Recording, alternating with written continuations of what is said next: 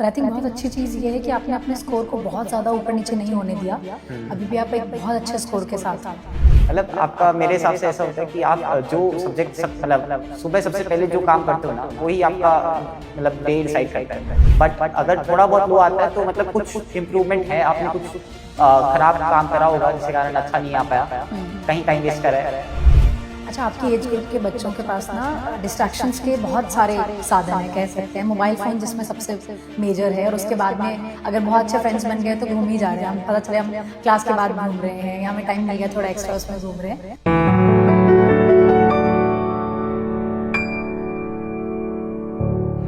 Hello नमस्कार, मैं हूं आपके साथ ज्योति पुष्पेंद्र सिंह। और नीट के रिजल्ट आने के बाद एक सभी स्टूडेंट्स की जर्नी जानने में बड़ा इंटरेस्ट आ रहा है, क्योंकि सक्सेस तो एक ही है लेकिन उसके पीछे की कहानी सबकी बिल्कुल अलग होती है। तो चलिए वेलकम करती हूँ आज के हमारे गेस्ट का, जिनका नाम है कृतिक जैन।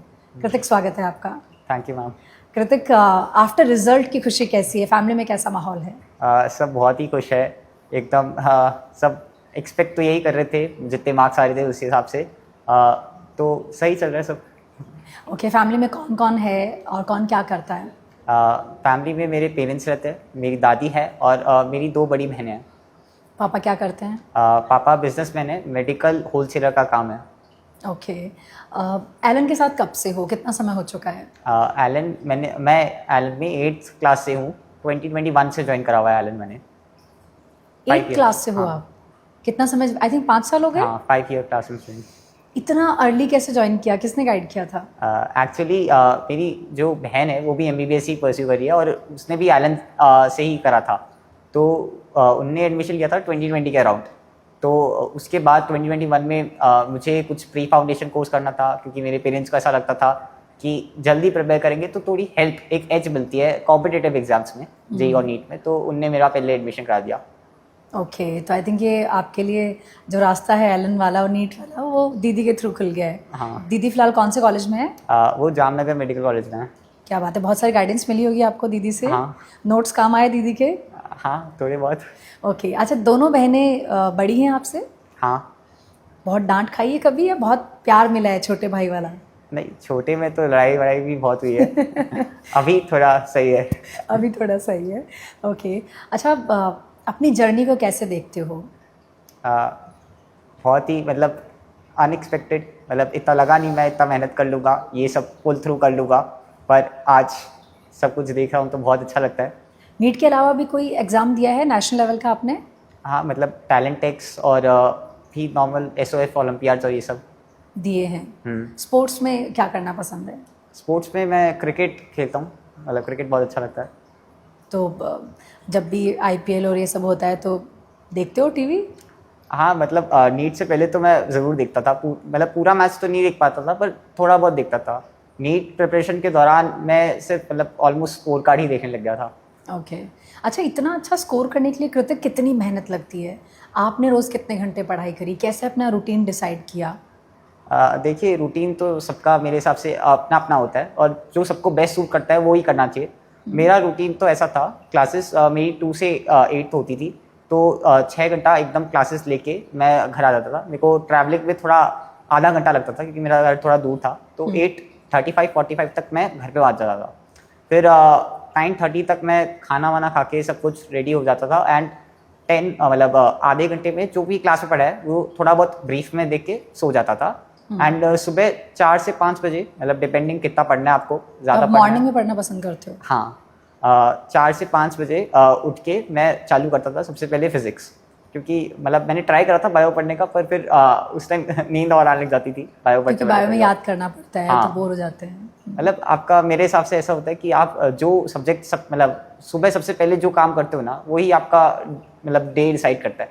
अगर सुबह ज़्यादा पढ़ाई नहीं हो पाई तो ऑलमोस्ट पूरे दिन मेरी पढ़ाई नहीं हो पाती थी। तो सुबह मैं ट्राई करता था जो मैं अपनी मैक्सिमम एफिशिएंसी पे काम करूँ, ताकि पूरे थ्रू आउट द डे अपनी मैक्सिमम एफिशिएंसी बनाए रखूँ। तो मैं फिजिक्स करता था सबसे पहले 2 घंटे। एंड फिर 7 o'clock तक मैं थोड़ा ब्रेक लेता था। एंड कुछ 15 मिनट का ब्रेक के बाद मैं बायो चालू करता था। बायो डिपेंडिंग कितना पढ़ना है, क्या क्लासेस में क्या मतलब कितना चल रहा है, कितना पढ़ा रहा है, तो उसके अकॉर्डिंग मैं पढ़ता था 2-3 घंटा। एंड फिर थोड़ा सा ब्रेक लेके वापस से केमिस्ट्री पढ़ के 12 बजे तक पूरा रैप अप करता था, 12-15 तक। एंड फिर लंच के लिए जाता था। एंड फिर मैं 1 o'clock से एलन में जाने की तैयारी में, नहाना धोना और वो सब। ओके 1:30। ओके। अच्छा, आपने बीच में कहा कि ब्रेक्स भी आप लेते थे कंटिन्यू, जैसे बहुत सारे स्टूडेंट्स कहते हैं कि एक साथ 5 या 6 घंटे बैठ के हमसे पढ़ाई नहीं हो रही है, तो ब्रेक्स लिए जा सकते हैं? तो हाँ। ब्रेक्स आप कैसे प्लान करते थे हर एक सब्जेक्ट के बाद? हाँ, मतलब कभी कभार ऐसे मान लो कि कभी कुछ एफिशिएंसी नहीं मिल रही, मेरे को पता चल रहा है कि और नहीं पढ़ा जा रहा, तो मैं थोड़ा सा ब्रेक ले लेता था। उस ब्रेक में मेरे को जो भी स्नैक्स खाने होते थे या फिर थोड़ा म्यूजिक सुन लेता था, तो बस ये सभी हो जाता है। क्या जो क्लास में पढ़ा रहे हैं उसका होमवर्क करना घर पे आके इनफ होता है? आप भी वही करते थे या फिर उसके अलावा भी आप कुछ एक्स्ट्रा ऐसे दिमाग में लेके चलते थे कि अभी मैंने होमवर्क कंप्लीट कर लिया है तो अब मैं एक्सरसाइज कर लेता हूँ, क्वेश्चन प्रैक्टिस कर लेता हूँ, या जो भी extra books through out year आपको मिलती है एलन में वो भी पढ़ लेता हूँ, कैसे करते थे? देखिए, स्टार्टिंग में तो सबसे पहले तो आपका होमवर्क करना होता है, वो आपकी सबसे फर्स्ट प्रायोरिटी होती है। पहले आप क्लास रिवाइज करोगे, फिर उसका होमवर्क करोगे। होमवर्क के डाउट्स होंगे तो आप वो क्लास से सर से पूछोगे। बाकी अगर एक्स्ट्रा टाइम बचने के बाद आपको मतलब आपका कुछ अगर बैकलॉग है, थोड़ा बहुत रह गया है कुछ या अच्छे से नहीं हुआ है, वो सब चीज़ों पे फोकस करोगे। एक्स्ट्रा क्वेश्चंस भी कर लोगे आप उस टाइम में। डाउट्स आते थे तो जैसे अब आप पढ़ रहे हो सुबह सुबह, उसी टाइम पे आप लिख लेते थे कि आज मुझे क्लास में जाके क्या पूछना है, या डाउट काउंटर पे जाके क्या पूछना है? नहीं, हमारे क्या होता था, जैसे होमवर्क होता, मतलब टीचर्स होमवर्क देते थे, मॉड्यूल के क्वेश्चन देते थे। आपने मॉड्यूल के क्वेश्चन मतलब ऑलमोस्ट वैसे ही देते थे जो नोट्स में कराते थे। हाँ, तो आप पहले क्वेश्चन करते थे, क्वेश्चन में डाउट आता था, एक बार नोट्स करते थे, फिर वापस से क्वेश्चन की अटेम्प्ट करने की कोशिश करते थे। अगर वो क्वेश्चन नहीं हो पाता था तो आप वो टीचर से, मैं सर्कल कर लेता था और अपने टीचर से जाके क्लासरूम में जब डिस्कस होता था नेक्स्ट डे, वहीं पे पूछ लेता था। ओके, क्लासरूम का एक्सपीरियंस कैसा है आपका? 5 साल एलन क्लासरूम में बिताए हैं आपने, बहुत सारे फ्रेंड्स बनाए इस जर्नी में। हाँ। पीयर ग्रुप कैसा था आपके साथ? पीयर ग्रुप तो मेरा मैम बहुत ही अच्छा था। मतलब फॉर्चुनेटली मेरे को बहुत ही अच्छे दोस्त मिले जो मेरे को गाइड करते रहे, हेल्प करे, मोटिवेट करे, और मतलब एज इन अ वे कि सब कुछ प्रोग्रेस, मतलब सब एक साथ ही प्रोग्रेस करें।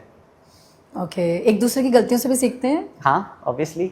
मतलब हम क्या करते थे, जब भी माइनर टेस्ट होता था, हम लोग बेंचेस, मतलब एलन के नीचे हमारे बेंचेस होती थी, वहाँ पे सब बैठ के पेपर के स्कोर कैलकुलेट करने लग जाते थे। वहीं पे डिस्कशन? हाँ, और वहीं पे डिस्कस कर रहे हो। ओके।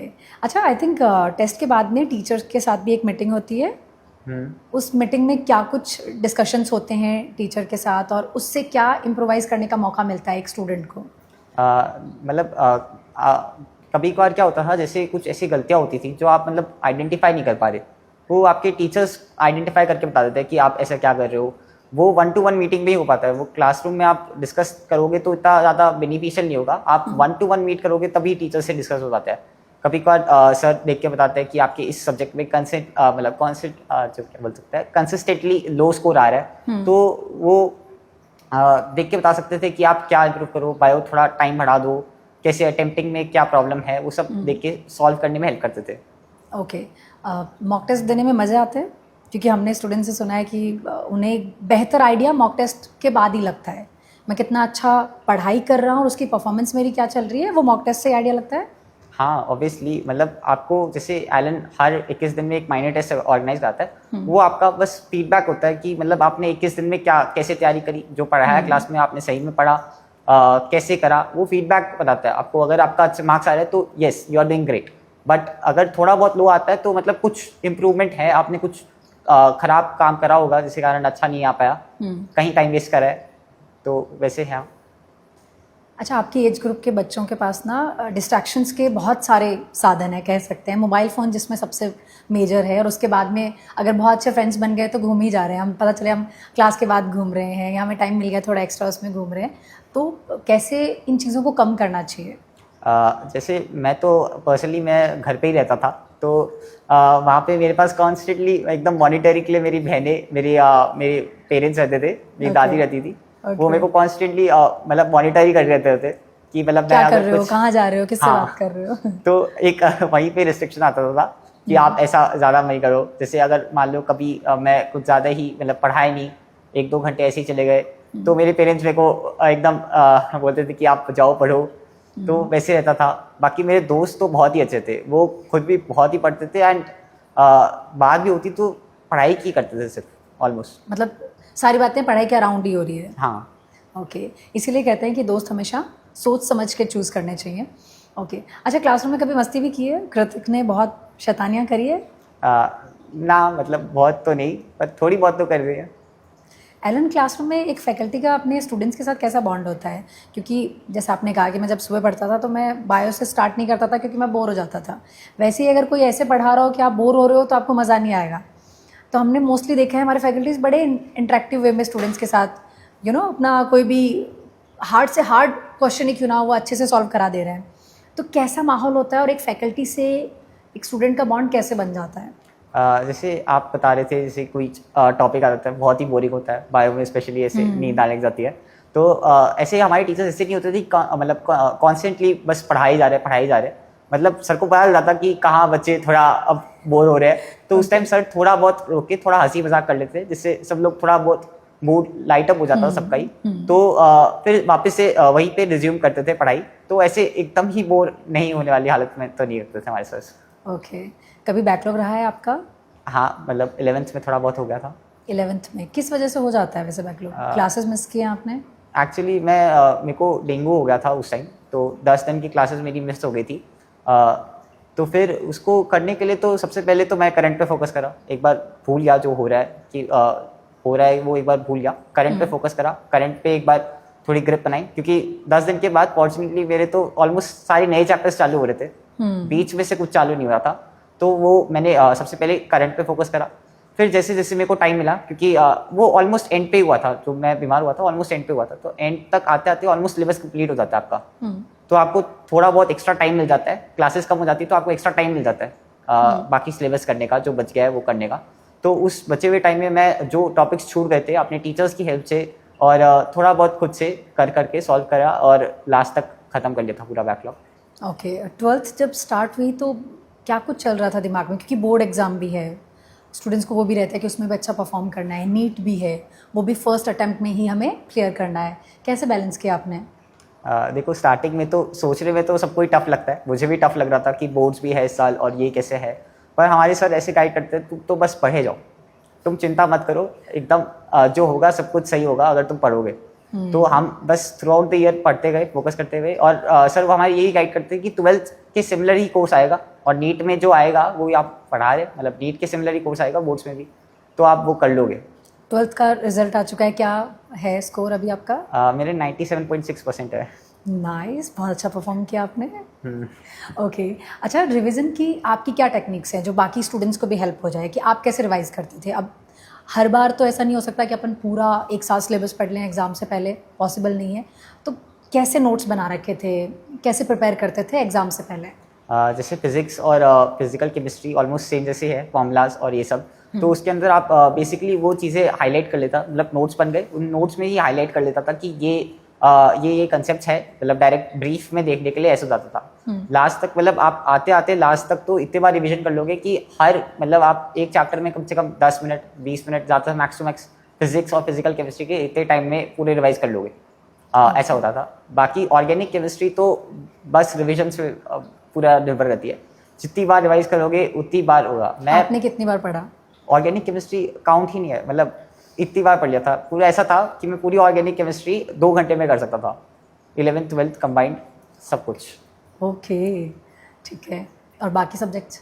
और बाकी जैसे इनऑर्गेनिक केमिस्ट्री थी, उसको टाइम लेना पड़ता था, क्योंकि आपको थ्योरी डेटा सब याद करने हैं। तो बायो जैसा ही था, थोड़ा बहुत टाइम देना पड़ता था। बायो में वो चीज़ें मैं ज़्यादा देखता था जो मैं मतलब डेटाज होते हैं जो भूल जाता है बच्चा रेगुलरली, या फिर कुछ कॉन्सेप्ट्स होते हैं जो भूल जाता है, जिनमें थोड़ा ऐसा हो सकता है, लाइनें जो कुछ ओनली मतलब कुछ ऐसा ऐसा लिखा होता है, वो सारी चीज़ें मैं अंडरलाइन करके रखता था। वो चीज़ें मैं जो मतलब टेंडेंसी होती है भूलने की, वो सारी चीज़ें मैं देखता था बायो में। ओके अच्छा, आपको आपके सिली मिस्टेक्स याद हैं जो मोस्टली आपने करी हो 11th या 12th में? और 11th में क्या डिफरेंट थी सिली मिस्टेक्स और 12th में डिफरेंट हो गई थी? क्योंकि ऑफकोर्स आपने ध्यान दे दिया होगा कि यार मुझे ये नहीं करना है, मैं इसी में गलती कर रहा हूँ, याद है? 11th में सिली मिस्टेक्स होती थी, उनको मैं मतलब आप हर इंटरव्यू में देखा होगा कि सीनियर्स आपको ये गाइड करते हैं कि एक मिस्टेक कॉपी बनाओ, या फिर जो मिस्टेक्स है उनको आप अपने नोट्स में लिख लो, ताकि आप पीरियोडिकली वो देखते रहो और देखे, मतलब आपको याद रहे कि ये वापस एग्जाम में नहीं करना। तो वो मैंने 11th से ही चालू कर दिया था, क्योंकि मैं देख के आया था सारी इंटरव्यूज। ओके तो ये हेल्प करता है, और यही हम उम्मीद करें जो भी टेक्निक्स आप बताओगे वो आपके जूनियर्स को हेल्प करेगी। ओके तो ये चीज़ हेल्प करी आपको कि आपने सिली मिस्टेक्स लिखना शुरू किया, नोटिस किया मैं कहाँ गलती कर रहा हूँ। एलन ऐप यूज़ करिए क्या? उसमें भी आई थिंक एक फीचर है। हाँ, इम्प्रूवमेंट बुक। कौन से फीचर्स आपने यूज़ किए हैं? मैंने जब मतलब ऑन गोइंग टॉपिक होता था क्लास में, तो एक मास्टर टॉपिक नाम का एलन का फीचर है, वो इस्तेमाल करता था फॉर मतलब ऑन गोइंग क्लासेस होती है, सर ने कोई टॉपिक पढ़ाया, उसके आके मास्टर टॉपिक से क्वेश्चंस कर लिए। वैसे फिर लास्ट में जब एक बार पूरा सिलेबस हो गया, खत्म हो गया, पार्ट्स में सिलेबस आने लग गए, पार्ट टेस्ट होने लग गए, तो जो पार्ट टेस्ट में मैं कस्टम प्रैक्टिस बनाता था, जो चैप्टर्स टेस्ट में आ रहे हैं वो सिलेक्ट करके मैं उनका टेस्ट दे देता था। तो एलन ऐप में कस्टम प्रैक्टिस तो ऐसे मैंने करा था। और फिर बाद में इम्प्रूवमेंट बुक जो सारे पेपर्स में सारे क्वेश्चन जो प्रैक्टिस करे हैं, मास्टर बुक से जो क्वेश्चन गलत हुए हैं, कस्टम प्रैक्टिस से जो गलत हुए हैं, जो मेजर्स एलन कराता है उसमें गलत हुए, वो सारे एक मतलब आपको क्लब करके मिल जाते थे इम्प्रूवमेंट बुक में। तो वो पीरियोडिकली मैं हर चैप्टर्स की सॉल्व करता रहता था, जिससे मेरे को आइडिया रहो कि मैंने क्या गलत करा, क्या सही कर सकता था, कैसे। तो इस ऐप ने आपकी काफ़ी हेल्प करी है। हाँ। ओके, अच्छा, नीट का जब एग्ज़ाम था मई में, एक्सपीरियंस कैसा था? वो पेपर का लेवल कैसा था? मतलब मई वाला एग्जाम्स तो ऑब्वियसली सबके रिव्यूज़ आपने सुने होंगे, थोड़ा बहुत आसान ही था। मेरा स्कोर मई वाले नीट में 705 मिल रहा था as per NTS provisional answer की। तो मैंने उस टाइम अपने सर से पूछा था कि क्या रैंक एक्सपेक्टेड है बाकियों का रिजल्ट, तो उस टाइम तक मुझे पता चल गया था कि इतना कुछ अच्छा स्कोर मतलब रैंक नहीं आ पाएगी। फिर मैं थोड़ा उदास तो हो गया था, पर जैसे ही मुझे खबर सुबह मिली कि तो रीनीट हो रहा के लिए है, आप रेडी थे और खुश भी थे? रेडी तो कोई नहीं था, रेडी तो कोई नहीं हो सकता, मतलब एक्सपेक्ट ऐसे आप खुश हुए थे, ये तो मैं बोलूँगा खुश हुए तो था मैं थोड़ा बहुत। तो आपको लगा चलो एक और मौका है मेरे हाँ। पास बेस्ट करने का। उसका एक्सपीरियंस कैसा था रीनीट का? रीनीट जैसे हुआ थोड़ा बहुत, मेरे को थोड़ा बहुत तो ऐसा लगा कि एक बार स्टार्टिंग में तो फ्लो नहीं बना पढ़ने का, 3-4 दिन बाद हमारे टेस्ट चालू हुए, वैसे वैसे थोड़ा बहुत पढ़ा तो एलन ने वापस से आपको कॉल किया, कनेक्ट किया और वापस से प्रिपरेशन स्टार्ट करी थी? एकदम ऐसे कहते सारी पूरी एक नई टेस्ट सीरीज बनाई, वो सॉल्व करी। फिर बाकी लास्ट में जाके जो चीज़ें ऐसा लगा था फर्स्ट नीट में मैं और भी बेटर कर सकता था, वो इस रीनीट में वापस मैंने ट्राई करा कि मैं और अच्छे से करूँ, और ताकि मैं पूरा अपना बेस्ट देखूँ इस बार रीनीट के एग्जामिनेशन में। पर आई थिंक बहुत अच्छी चीज़ ये है कि आपने अपने स्कोर को बहुत ज़्यादा ऊपर नीचे नहीं होने दिया। अभी भी आप एक बहुत अच्छे स्कोर के साथ हो। अभी क्या कुछ एक्साइटमेंट है कॉलेज को लेकर, क्या कुछ चल रहा है दिमाग में? कॉलेज में तो ऑब्वियसली एक नया ही फेज आ रहा है आपके लाइफ, मतलब आपको नए लोगों से मिलते हो, नए दोस्त बनते हैं, आप नए नए चीज़ें सीखते हो, नई स्किल्स सीखते हो। ऑब्वियसली आप अपना डॉक्टर का ड्रीम तो पूरा ही कर रहे हो वहाँ जाके। फैमिली के पहले डॉक्टर हो आप? ना, मेरी नहीं, आई थिंक आपकी हाँ। दीदी MBBS कर रही है। ओके, चलिए बहुत बहुत शुक्रिया कृतिक, अपनी पूरी जर्नी हमारे साथ शेयर करने के लिए। उम्मीद करते हैं कि जो भी चीज़ें आपने इतनी डिटेल से बताया है, सच में PCB के बारे में, फिजिक्स, केमिस्ट्री, बायो, तीनों को आपने बहुत डिटेल से बताया। उम्मीद करते हैं जितने भी आपके जूनियर्स हैं, जैसे आपको आपके सीनियर्स की वीडियोज़ ने हेल्प किया है, अभी उनको भी करेगी। थैंक यू सो मच यहाँ आने के लिए। Thank you ma'am. Thank you.